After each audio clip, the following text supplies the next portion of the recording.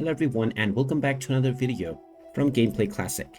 In this video, I'm going to show you how to skip a cutscene within the Resident Evil 2 game. So let's get started right away. First of all, open up the Resident Evil 2 game on your device, and once you open it up, you will gain access to the home screen, from which you can start and begin your new game. Now, whenever you are playing your game, whether you are starting a new one or if you are continuing your old save game and you come across any cutscene, then you can simply tap on the escape button within your keyboard, and you will now see that you can skip this cutscene by simply tapping on the space button.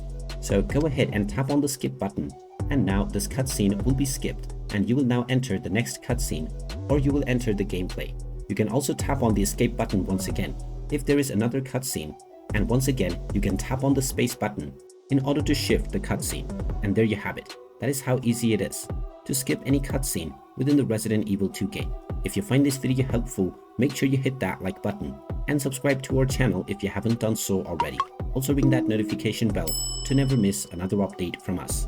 Thank you for watching, and I will see you again in the next video.